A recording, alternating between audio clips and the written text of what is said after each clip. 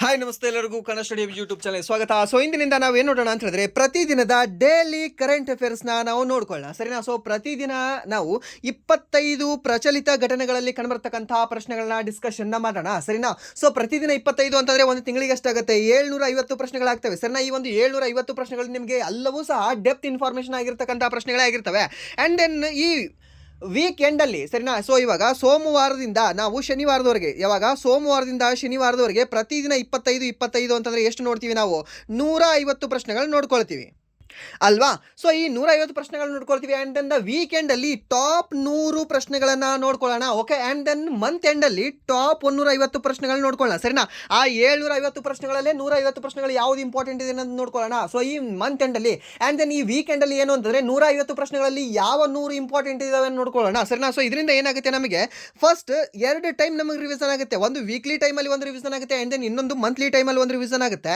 And then depth information ನಮಗೆ ತಿಳಿದು ಬರುತ್ತೆ, ಓಕೆ. ಸೊ ನಮಗೆ ಡೆಪ್ತ್ ಇನ್ಫಾರ್ಮೇಷನ್ ಸಿಗುತ್ತೆ, ಯಾಕಂದರೆ 25 ಪ್ರಶ್ನೆಗಳು ಅನ್ನೋದ್ರಿಂದ ಸೊ 25 ಸಹ ನಮಗೆ ಡೆಪ್ತ್ ಇನ್ಫಾರ್ಮೇಷನ್ ಆಗಿರ್ತಕ್ಕಂಥ ಪ್ರಶ್ನೆಗಳಾಗಿರ್ತವೆ, ಓಕೆ. ನಾವು ಒಂದು ದಿನಕ್ಕೆ 10 ಪ್ರಶ್ನೆಗಳು ನೋಡ್ಕೊಂಡಿದ್ವಿ ಅಂತಂದರೆ ಓಕೆ, ಎಲ್ಲರಿಗೂ ಸಹ ಗೊತ್ತಿರ್ತಕ್ಕಂಥ ಇನ್ಫಾರ್ಮೇಷನ್ ನಾವು ನೋಡ್ಕೊಂಡಿರ್ತೀವಿ, ಓಕೆ. 25 ಪ್ರಶ್ನೆಗಳನ್ನು ನೋಡ್ಕೊಳ್ಳೋದ್ರಿಂದ ಹೇಗಾಗುತ್ತೆ ಅಂದರೆ ಆಲ್ಮೋಸ್ಟ್ ನಿಮಗೆ ಕವರ್ ಆಗ್ತದೆ, ಓಕೆ. ಸೊ ಆಲ್ಮೋಸ್ಟ್ ನಿಮಗೆ ಎಲ್ಲ ಕರೆಂಟ್ ಅಫೇರ್ಸ್ಗಳೇನಿದಾವಲ್ವ ಕವರ್ ಆಗ್ತದೆ. ಸೊ ಆದ ಕಾರಣದಿಂದ ಇನ್ನು ಮುಂದೆ ಪ್ರತಿದಿನ ಡೈಲಿ ಕರೆಂಟ್ ಅಫೇರ್ಸ್ನ ನೋಡ್ಕೊಳ್ಳೋಣ, ಸರಿನಾ. ಸೊ ಇದು ಸಾಕಷ್ಟು ವಿದ್ಯಾರ್ಥಿಗಳ ಒಂದು ಕೋರಿಕೆಯೂ ಆಗಿರೋದ್ರಿಂದ ಸೊ ಇನ್ನು ಮುಂದೆ ನಾವು ಈ ಒಂದು ಸೆಷನ್ನ ಸ್ಟಾರ್ಟ್ನ ಮಾಡ್ತಾ ಇದ್ದೀವಿ, ಸರಿನಾ. ಸೊ ಹಾಗಾದರೆ ಬನ್ನಿ ಈ ಒಂದು ಸೆಷನ್ನ ಸ್ಟಾರ್ಟ್ ಮಾಡೋಣ. ಈ ಒಂದು ಸೆಷನ್ನ ಸ್ಟಾರ್ಟ್ ಮಾಡೋಕ್ಕಿಂತ ಮುಂಚೆ ವಿಡಿಯೋ ಕೊನೆವರೆಗೂ ನೋಡಿ ಅಂತ ಹೇಳ್ತಾ, ಹಾಗೆ ವಿಡಿಯೋ ಕೊನೆವರೆಗೂ ನೋಡಿದ ನಂತರ ವಿಡಿಯೋ ಇಷ್ಟ ಆದರೆ ಪ್ಲೀಸ್ ವಿಡಿಯೋನ ಲೈಕ್ ಮಾಡಿ, ಸಬ್ಸ್ಕ್ರೈಬ್ ಮಾಡಿ. ಇಫ್ ನಿಮಗೆ ವಿಡಿಯೋ ಇಷ್ಟ ಆಗಲಿಲ್ಲ ಅಂದರೆ ಸೊ ಆಬ್ವಿಯಸ್ಲಿ ಡಿಸ್ಲೈಕ್ ಮಾಡಿ ಅಂತ ಹೇಳ್ತಾ, ಮೊದಲ ಪ್ರಶ್ನೆ ಏನಿದೆ, ಮೊದಲ ಪ್ರಶ್ನೆ 60ನೇ DGP IGP ಸಮ್ಮೇಳನ 2025ರ ಮುಖ್ಯ ವಿಷಯ ಯಾವುದಾಗಿತ್ತು ಅಂತ ಕೊಟ್ಟಿದ್ದಾನೆ, ಸರಿನಾ. ಇದರ ಒಂದು ಮುಖ್ಯ ವಿಷಯ ಯಾವುದಾಗಿತ್ತು, ಸೊ ಜಸ್ಟ್ ನಿಮಗೆ ಈ ಒಂದು ಕ್ವಶನ್ ಮತ್ತೆ ಆನ್ಸರ್ನ ಹೇಳ್ತಾ ಹೋಗಿರ್ತೀನಿ, ಸೊ ನಿಮಗೆ ಗೊತ್ತಾಗುತ್ತೆ. ಸೊ ಏನಾಗಿತ್ತು ಇದರ ಒಂದು ವಿಷಯ ಅಂತ ಕೇಳಿದ್ರೆ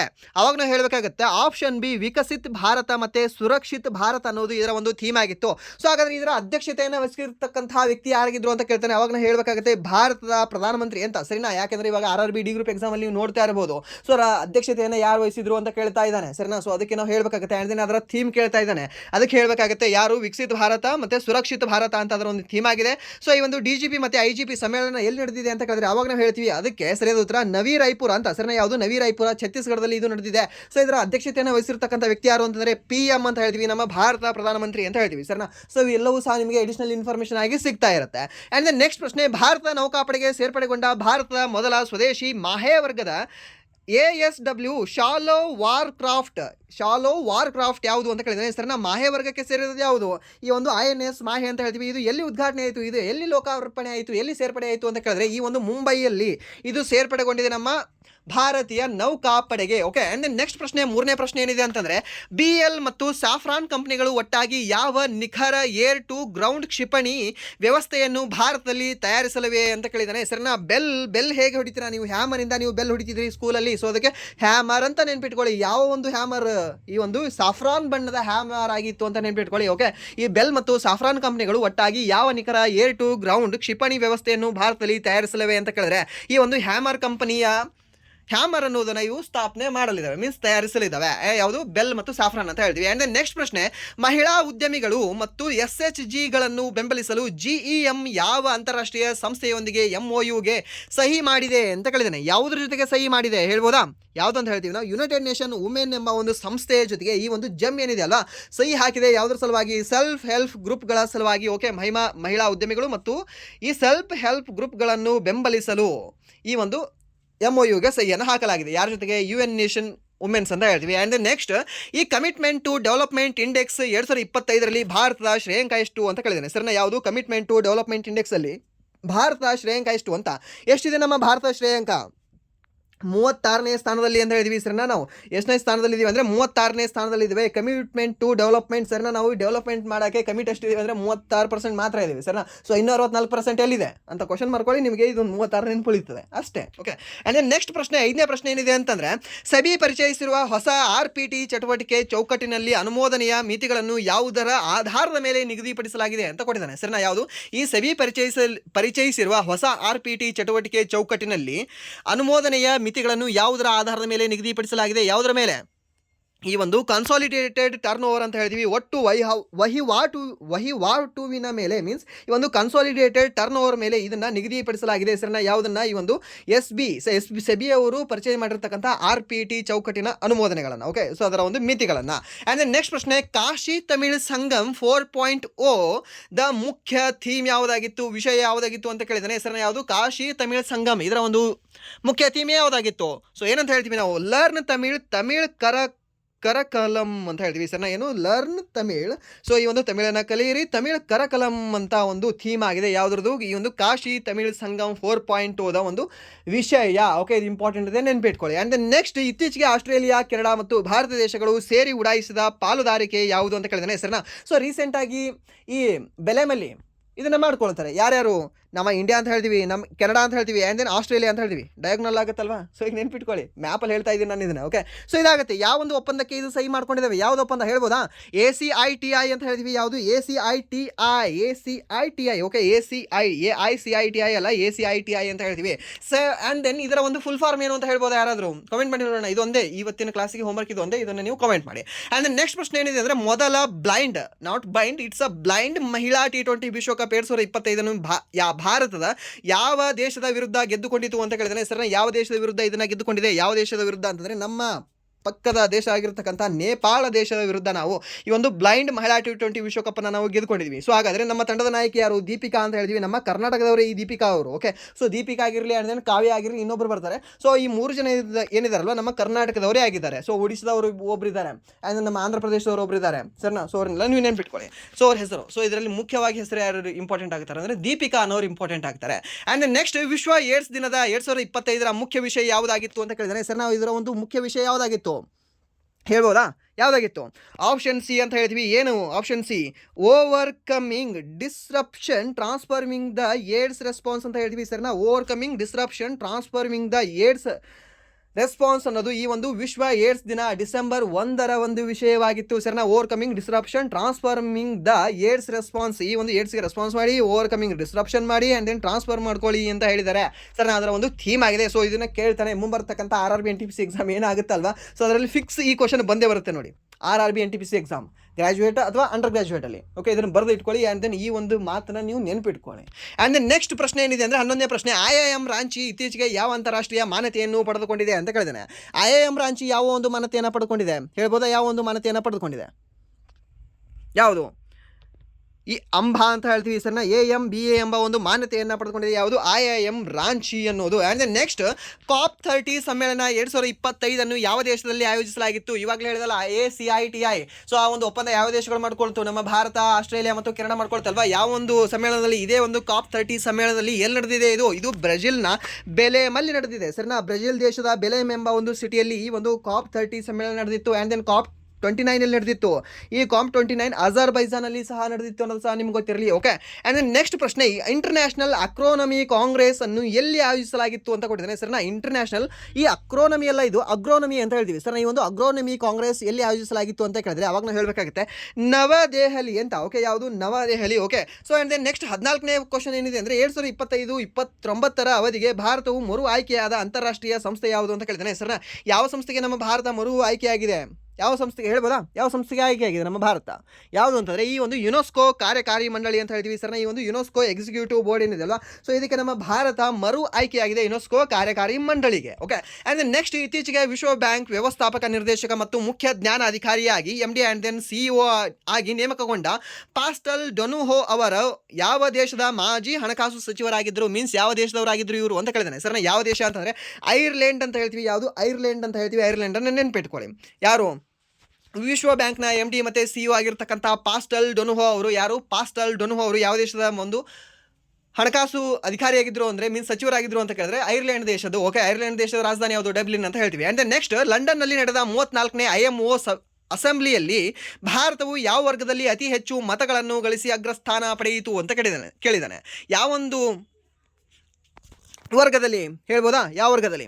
A ವರ್ಗ, B ವರ್ಗ, C ವರ್ಗ ಮತ್ತು D ವರ್ಗ. ನಮ್ಮ Bharat B for Bharat, B for B ವರ್ಗ ಅಂತ ಹೇಳ್ತೀವಿ. ಸರ್ನಾ ಈ ಒಂದು B ವರ್ಗದಲ್ಲಿ ನಮ್ಮ ಭಾರತ ಏನಿದೆಯಲ್ಲ 154 ಅಂಕಗಳನ್ನು ತಗೊಂಡು ಅಗ್ರಸ್ಥಾನ ಪಡೆದಿದೆ. ಆ್ಯಂಡ್ ನೆಕ್ಸ್ಟ್ ನವೆಂಬರ್ 2025ರಲ್ಲಿ ಭಾರತವು UPI ಎಷ್ಟು ಬಿಲಿಯನ್ ವಹಿವಾಟುಗಳನ್ನು ದಾಟಿದೆ ಅಂತ ಕೇಳಿದರೆ ಸರ್, ಎಷ್ಟು ವಹಿವಾಟುಗಳನ್ನು ದಾಟಿದೆ ನಮ್ಮ UPI ಎಷ್ಟು ಅಂತಂದರೆ 19 ಬಿಲಿಯನ್ ಅಂತ ಹೇಳ್ತೀವಿ ಸರ್ನ. ಒಂದು ಕಪ್ ಚಾಯ್ ಕುಡಿದ್ರು ಸಹ 6 ರೂಪಾಯಿ, ಓಕೆ ತಗೊಂಡು ಫೋನ್ಪೇ ಪೇಟಿಎಮ್ ಮಾಡು ಅಂತ ಮಾಡ್ತೀವಿ ಅಲ್ವಾ. ಸೊ ಇದಕ್ಕೆ ನೋಡಿ 19 ಬಿಲಿಯನ್ ಏನಿದೆ ಅಲ್ವಾ ದಾಟಿದೆ, ವಹಿವಾಟನ್ನು ದಾಟಿದೆ ಈ ಒಂದು UPI ಅಂತ ಹೇಳ್ತೀವಿ. ಆ್ಯಂಡ್ ನೆಕ್ಸ್ಟ್ 2024-25ನೇ ಹಣಕಾಸು ವರ್ಷದಲ್ಲಿ ಭಾರತದ ಕಾಫಿ ರಫ್ತು ಎಷ್ಟು ಮೊತ್ತವನ್ನು ತಲುಪಿದೆ ಮತ್ತು ಉತ್ಪಾದನೆಯಲ್ಲಿ ಮುಂಚೂಣಿಯಲ್ಲಿರುವ ರಾಜ್ಯ ಯಾವುದು ಅಂತ ಕೇಳಿದ್ರೆ ಸರ್ನ ಯಾವುದಿದೆ? ನಮ್ಮ ಕರ್ನಾಟಕ. ಸೊ ಆನ್ಸರ್ ಸಿಕ್ಬಿಡ್ತು ನಮಗೆ. ಎಷ್ಟು ಇದೆ? 1.8 ಬಿಲಿಯನ್ ಏನಿದೆ ಅಲ್ವಾ ಈ ಒಂದು ರಫ್ತು ಮೊತ್ತವನ್ನು ತಲುಪಿದೆ. ಎಷ್ಟು? 1.8 ಬಿಲಿಯನ್ ಅಂತ ಹೇಳ್ತೀವಿ. ಸೊ ಯಾವುದು ಉತ್ಪಾದನೆಯಲ್ಲಿ ಮೊದಲ ಸ್ಥಾನದಲ್ಲಿದೆ? ನಮ್ಮ ಕರ್ನಾಟಕ. ಓಕೆ, ಕರ್ನಾಟಕದ ಕಾಫಿಯ ಕಪ್ಪು. ಆ್ಯಂಡ್ ನೆಕ್ಸ್ಟ್ ಈ ಒಂದು ಕ್ರಿಸೆಲ್ ಸಂಸ್ಥೆಯು ಭಾರತದ ಫೈನಾನ್ಷಿಯಲ್ ಇಯರ್ GDP ಬೆಳವಣಿಗೆಯ ಮುನ್ಸೂಚನೆಯನ್ನು ಎಷ್ಟು ಶೇಕಡಕ್ಕೆ ಪರಿಷ್ಕರಿಸಿದೆ ಅಂತ ಕೊಟ್ಟಿದ್ದಾನೆ ಸರ್ನ. ಸೊ ಎಷ್ಟಕ್ಕೆ ಹೇಳ್ಬೋದಾ? 6.5%ಇಂದ 7% ಆಗುತ್ತೆ ಅಂತ ಇದು ಹೇಳಿದೆ. ಯಾವುದು? ಕ್ರಿಸೆಲ್ ಅನ್ನುವುದು. ಓಕೆ, ಈ ಒಂದು ಕ್ರಿಸೆಲ್ ಅನ್ನುವ ಸಂಸ್ಥೆ, ರೇಟಿಂಗ್ ಸಂಸ್ಥೆ ಅಂತ ಹೇಳ್ತೀವಿ ಅದನ್ನು, ಈ ಒಂದು ಕ್ರಿಸೆಲನ್ನು. ಆ್ಯಂಡ್ ನೆಕ್ಸ್ಟ್ ADB-ಯೊಂದಿಗೆ ಏಷ್ಯನ್ ಡೆವಲಪ್ಮೆಂಟ್ ಬ್ಯಾಂಕ್ನೊಂದಿಗೆ ಸಹಿ ಮಾಡಿದ USD 800 ಮಿಲಿಯನ್ಗಿಂತಲೂ ಹೆಚ್ಚಿನ ಅಭಿವೃದ್ಧಿ ಒಪ್ಪಂದಗಳು ಈ ಕೆಳಗಿನ ಯಾವ ಯೋಜನೆಗಳನ್ನು ಬೆಂಬಲಿಸುವುದಿಲ್ಲ ಅಂತ ಕೊಟ್ಟಿದ್ದಾನೆ ಸರ್ನ. ಯಾವ ಒಂದು ಯೋಜನೆಯನ್ನು ಬೆಂಬಲಿಸುವುದಿಲ್ಲ ಹೇಳ್ಬೋದಾ? ಯಾವ ಒಂದು ಯೋಜನೆಯನ್ನು ಬೆಂಬಲಿಸುವುದಿಲ್ಲ? ಯಾವುದು ಅಂತಂದರೆ ಈ ಒಂದು Delhi to Mumbai expressway ನಿರ್ಮಾಣ ಏನಿದೆ ಅಲ್ವಾ, ಸೊ ಇದಕ್ಕೆ ಬೆಂಬಲ ನೀಡುವುದಿಲ್ಲ. ಸೊ ಅದರ ಹೊರತಾಗಿ ಎಲ್ಲವಕ್ಕೂ ಸಹ ಬೆಂಬಲ ನೀಡುತ್ತೆ. ಯಾವುದಕ್ಕೆ? ಈ ಒಂದು A, B ಮತ್ತು Dಗೆ ಎಲ್ಲವಕ್ಕೂ ಸಹ ಬೆಂಬಲ ನೀಡುತ್ತೆ. ಯಾವುದು? ADB-ಯೊಂದಿಗಿನ ಒಂದು ಒಪ್ಪಂದ. Okay, and next Dakshina Africa ವಿರುದ್ಧದ ಏಕದಿನ ಪಂದ್ಯದಲ್ಲಿ ಅತಿ ಹೆಚ್ಚು ಏಕದಿನ ಸಿಕ್ಸ್ಗಳನ್ನು ಬಾರಿಸಿದ ಬ್ಯಾಟ್ಸ್ಮನ್ ಎಂಬ ಶಾಹಿದ್ ಅಫ್ರಿದಿ ಅವರ ದಾಖಲೆಯನ್ನು ಮುರಿದ ಭಾರತದ ಆಟಗಾರ ಯಾರು ಅಂತ. ಯಾರು? ಮ್ಯಾಚ್ ನೋಡಿದ್ರೆ ಯಾರಾದರೂ? ಸಖತ್ತಾಗೈತೆ ಮ್ಯಾಚ್ ಮಾತ್ರ. ಓಕೆ, ವಿರಾಟ್ ಕೊಹ್ಲಿ ಸೆಂಚುರಿ ಆದರೆ ನಮ್ಮ ರೋಹಿತ್ ಶರ್ಮಾ ಅವರು ಹಾಫ್ ಸೆಂಚುರಿ ಹೊಡೆದು ಈ ಒಬ್ಬರು ಶಾಹಿದ್ ಅಫ್ರಿದಿ ಅವರ ಪಾಕಿಸ್ತಾನದ ಒಂದು ಬ್ಯಾಟ್ಸ್ಮನ್ ಆಗಿರ್ತಕ್ಕಂಥ ಶಾಹಿದ್ ಅಫ್ರಿದಿ ಅವರ ಒಂದು ದಾಖಲೆಯನ್ನು ಮುರಿದು ನಮ್ಮ ರೋಹಿತ್ ಶರ್ಮಾ ಅವರು ಏನಿದಾರಲ್ವ ಫಸ್ಟ್ ಸ್ಥಾನದಲ್ಲಿ ಬಂದು ಕೂತ್ಬಿಟ್ಟಿದ್ದಾರೆ ನೋಡಿ. ಓಕೆ, ಮೊದಲ ಸ್ಥಾನದಲ್ಲಿ ಬಂದು ಕೂತಿದ್ದಾರೆ ಯಾರು? ರೋಹಿತ್ ಶರ್ಮಾ. ಅತಿ ಹೆಚ್ಚು ಒನ್ ಡೇ ಕ್ರಿಕೆಟಲ್ಲಿ ಸಿಕ್ಸರನ್ನು ಬಾರಿಸಿರ್ತಕ್ಕಂಥ ಮೊದಲ ವ್ಯಕ್ತಿ ಯಾರು ಅಂತಂದರೆ ಇವಾಗ first hit man Rohit Sharma ಅಂತ ಹೇಳ್ತೀವಿ. ಸೆಕೆಂಡ್ ಪರ್ಸನ್ ಯಾರು? ಶಾಹಿದ್ ಅಫ್ರಿದಿ ಅಂತ ಹೇಳ್ತೀವಿ. ಓಕೆ, ನೆನ್ಪಿಟ್ಕೊಳ್ಳಿ, ಶಾಹಿದ್ ಅಫ್ರಿದಿ. ಆ್ಯಂಡ್ ನೆಕ್ಸ್ಟ್ ಪ್ರಶ್ನೆ ಏನಿದೆ ಅಂತಂದರೆ ರಾಂಚಿಯಲ್ಲಿ ದಕ್ಷಿಣ ಆಫ್ರಿಕಾ ವಿರುದ್ಧದ ದಾಖಲೆಯ 52ನೇ ಏಕದಿನ ಶತಕವನ್ನು ಗಳಿಸುವ ಮೂಲಕ ಸಚಿನ್ ತೆಂಡೂಲ್ಕರ್ ಅವರ ದಾಖಲೆಯನ್ನು 49 ಶತಕ ಹೊಡೆದಿದ್ದಾರೆ. ಯಾರು? ಸಚಿನ್ ತೆಂಡೂಲ್ಕರ್. ಅವರನ್ನು ಮೀರಿಸಿದ ಆಟಗಾರ ಯಾರು ಅಂತ ಕೇಳಿದರೆ the one and only 18 number the Virat Kohli ಅಂತ ಹೇಳ್ತೀವಿ ಸರ್. ಯಾರು? ವಿರಾಟ್ ಕೊಹ್ಲಿ. ನೆನ್ಪಿಟ್ಕೊಳ್ಳಿ, ವಿರಾಟ್ ಕೊಹ್ಲಿ ಅವರು ಏನಿದಾರಲ್ವ ಸೊ ಒಂದೇ ಒಂದು ಫಾರ್ಮೇಟಲ್ಲಿ 52 ಶತಕಗಳನ್ನು ಗಳಿಸಿರ್ತಕ್ಕಂಥ ಏಕೈಕ ವ್ಯಕ್ತಿ ಇಡೀ ಇತಿಹಾಸದಲ್ಲಿ. ಓಕೆ, ಇಲ್ಲಿವರೆಗೆ 51 ಶತಕಗಳನ್ನು ಗಳಿಸಿದ್ರು. ಯಾರು ಅಂತಂದರೆ ಇವರು ವಿರಾಟ್ ಕೊಹ್ಲಿ ಅವರು ಮತ್ತು ಈ ಸಚಿನ್ ಅವರು ಅಂತ ಹೇಳ್ತೀವಿ ಸರ್ನ. ಈ ವಿರಾಟ್ ಕೊಹ್ಲಿ ಅವರು ಒನ್ ಡೇದಲ್ಲಿ 50 ಶತಕವನ್ನು ಗಳಿಸಿದ್ರೆ, ಈ ಸಚಿನ್ ಅವರು ಏನಿದಾರಲ್ವಾ ಅವರು ಟೆಸ್ಟ್ ಕ್ರಿಕೆಟಲ್ಲಿ 51 ಶತಕಗಳನ್ನು ಗಳಿಸಿದ್ರು. ಫಾರ್ ದ ಫಸ್ಟ್ ಟೈಮ್ ಈ ವಿರಾಟ್ ಕೊಹ್ಲಿ ಅವರು ಏನು ಮಾಡ್ತಾರೆ, ಈ ಒನ್ ಡೇದಲ್ಲಿ ಮತ್ತೊಂದು ಶತಕವನ್ನು ಬಾರಿಸಿ 52ನೇ ಶತಕವನ್ನು ಒಂದೇ ಒಂದು ಫಾರ್ಮೆಟಲ್ಲಿ ಗಳಿಸಿ ಈ ಒಂದು ಫಾರ್ಮೆಟಲ್ಲಿ ಅತಿ ಹೆಚ್ಚು ಶತಕವನ್ನು ಗಳಿಸಿರ್ತಕ್ಕಂಥ ಒಂದು ದಾಖಲೆಯನ್ನು ಅವರ ಒಂದು ಕಿರೀಟಕ್ಕೆ ಮತ್ತೊಂದು ಗರಿಯನ್ನು, ಯಾವುದನ್ನು? ನವಿಲು ಗರಿಯನ್ನು ಸೇರಿಸ್ಕೊಂಡು ಕೂತಿದ್ದಾರೆ. ಯಾರು? ಈ ಒಂದು ವಿರಾಟ್ ಕೊಹ್ಲಿ ಅವರು ಅಂತ ಹೇಳ್ತೀವಿ. ಸೊ ಈ ಒಂದು ಪ್ರಶ್ನೆ ಕೇಳ್ತಾ ನೆನ್ಪಿಟ್ಕೊಳ್ಳಿ. ಆ್ಯಂಡ್ ನೆಕ್ಸ್ಟ್ ಪ್ರಶ್ನೆ, IPLನಿಂದ ನಿವೃತ್ತಿ ಘೋಷಿಸಿ ಕೋಲ್ಕತ್ತಾ ನೈಟ್ ರೈಡರ್ಸ್ ತಂಡದ ಪವರ್ ಕೋಚ್ ಆಗಿ ಪರಿವರ್ತನೆಗೊಂಡ ವೆಸ್ಟ್ ಇಂಡೀಸ್ ಆಲ್ರೌಂಡರ್ ಯಾರು? ಡೆನ್ ಬ್ರಾವನ. ಸೊ ಅವರು ಆವಾಗಲೇ ಇವಾಗ CSK ಇದ್ದಾಗಲೇ ಇವರು ರಿಟೈರ್ಮೆಂಟ್ ತೊಗೊಂಡಿದ್ದಾರೆ. ಆ್ಯಂಡ್ ದೆನ್ ಕ್ರಿಸ್ ಗೇಲ್ ಅವರು ಪಂಜಾಬಲ್ಲಿ ಇದ್ದಾಗ ಇವರು ರಿಟೈರ್ಮೆಂಟ್ ತೊಗೊಂಡಿದ್ದಾರೆ. ಆ್ಯಂಡ್ ದೆನ್ ಆಂಡ್ರೆ ರಸೆಲ್ ಮತ್ತು ಸುನಿಲ್ ನರೇನ್ ಅವರು ಇವಾಗ ರಿಟೈರ್ನ್ ಆಗಿದ್ದಾರೆ. ಇವರಲ್ಲ. ಸೊ ಅದಕ್ಕೆ ಸರಿಯಾದ ಉತ್ತರ ಯಾವುದು ಅಂದರೆ ಆಂಡ್ರೆ ರಸೆಲ್ ಅಂತ ಹೇಳ್ತೀವಿ ಸರ್ನ. ಆಂಡ್ರೆ ರಸೆಲ್ ಅವರು ಏನಿದಾರಲ್ವ ನಿವೃತ್ತಿ ಹೊಂದಿದ್ದಾರೆ. ಸೊ ಇವಾಗ ಪವರ್ ಕೋಚ್ ಆಗಿ ಮತ್ತೆ ಅದೇ ಒಂದು ತಂಡಕ್ಕೆ ಅವರು ಆಯ್ಕೆ ಆಗಿದ್ದಾರೆ. ಯಾವ ತಂಡಕ್ಕೆ? ಈ KKR ತಂಡಕ್ಕೆ ಅಂತ ಹೇಳ್ತೀವಿ. ಆ್ಯಂಡ್ ನೆಕ್ಸ್ಟ್ ಪ್ರಶ್ನೆ, ಯುದ್ಧ ನೌಕೆಗಳ ಉತ್ಪಾದನೆ ಮತ್ತು ಸ್ವಾಧೀನದ ನಿಯಂತ್ರಕರಾಗಿ ಇತ್ತೀಚೆಗೆ ಅಧಿಕಾರ ವಹಿಸಿಕೊಂಡವರು ಯಾರು ಅಂತ ಕೇಳಿದರೆ ಸರ್ನ. ಯಾರು ಅಧಿಕಾರ ವಹಿಸಿಕೊಂಡಿದ್ದಾರೆ? ಈ ಸಂಜಯ್ ಸಾಧು ಅವರು ಅಂತ ಹೇಳ್ತೀವಿ ಸರ್ನ. ಯುದ್ಧ ನೌಕೆಗಳ ಉತ್ಪಾದನೆ ಮತ್ತು ಸ್ವಾಧೀನದ ನಿಯಂತ್ರಕರಾಗಿ ಇತ್ತೀಚೆಗೆ ಅಧಿಕಾರ ವಹಿಸಿಕೊಂಡವರು ಯಾರು ಅಂತಂದರೆ ಈ ವೈಸ್ ಅಡ್ಮಿರಲ್ ಈ ಸಂಜಯ್ ಸಾಧು ಅವರು ಅಂತ ಹೇಳ್ತೀವಿ. ಆ್ಯಂಡ್ ನೆಕ್ಸ್ಟ್ ಪ್ರಶ್ನೆ ಏನಿದೆ ಅಂತಂದರೆ ಭಾರತದ ನೌಕಾಪಡೆ ಇತ್ತೀಚೆಗೆ ಸೇರ್ಪಡೆಗೊಂಡ ಮತ್ತು ಮನ್ ಕಿ ಬಾತ್ 128ನೇ ಆವೃತ್ತಿಯಲ್ಲಿ ಹೈಲೈಟ್ ಮಾಡಲಾದ ಯುದ್ಧ ನೌಕೆ ಯಾವುದು ಅಂತ ಕೇಳಿದಾನೆ ಹೆಸರನ್ನ. ಯಾವುದು? ಆವಾಗಲೇ ಒಂದು ನೋಡಿದೀವಲ್ವಾ, ಶಾಲೋ ಕ್ರಾಫ್ಟ್ ನೇವಲ್ ನೌಕೆ. ಯಾವುದು? INS ಮಾಹೆ. ಓಕೆ, ಎಲ್ಲಿ ಉದ್ಘಾಟನೆ ಆಗಿದೆ? ಇದು ಮುಂಬೈಯಲ್ಲಿ. ಓಕೆ, ಇದೇ ಒಂದು INS ನೌಕೆ INS ಮಾಹೆ ಎಂಬ ಒಂದು ನೌಕೆಯ ಬಗ್ಗೆ ಈ ಮನ್ ಕಿ ಬಾತ್ನಲ್ಲೂ ಸಹ ಉಲ್ಲೇಖ ಮಾಡಲಾಗಿದೆ ಅನ್ನೋದು ಸಹ ನಿಮಗೆ ಗೊತ್ತಿರಲಿ. ಓಕೆ, ಆ್ಯಂಡ್ ನೆಕ್ಸ್ಟ್ ಹಾಗೆ ಈ ಒಂದು ಕ್ಲಾಸಿನ ಕೊನೆಯ ಪ್ರಶ್ನೆ ಯಾವುದು ಅಂತಂದರೆ ಡಿಸೆಂಬರ್ 1, 2025 ವಿಶ್ವ ಏಡ್ಸ್ ದಿನದ ಮುಖ್ಯ ಧ್ಯೇಯವಾಕ್ಯ ಯಾವುದಾಗಿತ್ತು ಅನ್ನೋದು. ಓಕೆ, ಸೊ ಇದು ನಿಮಗೆ ಆಲ್ರೆಡಿ ಹೇಳಿದ್ದೀನಿ. ಬಟ್ ಇನ್ನು ಜಸ್ಟ್ 2 ವರ್ಡ್ಗಳಲ್ಲಿ ಇದನ್ನು ಹೇಳೋದಾದ್ರೆ ಯಾವ ಆನ್ಸರ್ ಹೇಳ್ಬೋದಾ? ಸಮುದಾಯಗಳಿಗೆ ಮುನ್ನಡೆ ನೀಡೋಣ. ಓಕೆ, ಇದು ಇತ್ತಾ ಅಲ್ಲಿ ಯಾವುದಾದ್ರೂ ಒಂದು ವರ್ಡ್? ಇಲ್ಲ. ಸಮಾನತೆ ಇಲ್ಲ. ಆ್ಯಂಡ್ ದೆನ್ ಅಡಚಣೆ ನಿವಾರಿಸುವುದು ಇತ್ತಾ? ಓವರ್ಕಮಿಂಗ್ ಡಿಸ್ರಪ್ಷನ್ ಇತ್ತಲ್ವಾ? ಹೌದು. ಸೊ ಇದಕ್ಕೆ ಸರಿಯಾದ ಉತ್ತರ ಯಾವುದು ಅಂದರೆ ಆಪ್ಷನ್ ಸಿನೇ ಇದಕ್ಕೆ ಸರಿಯಾದ ಉತ್ತರ ಆಗುತ್ತೆ. ಓಕೆ, ಅದನ್ನು ನೋಡ್ಕೊಳ್ಳಿ. ಸೊ ಇದಾಗಿತ್ತು ಇಲ್ಲಿಯವರೆಗೆ ಡೈಲಿ ಕರೆಂಟ್ ಅಫೇರ್ಸ್ನ ಮೊದಲ ಸೆಷನ್.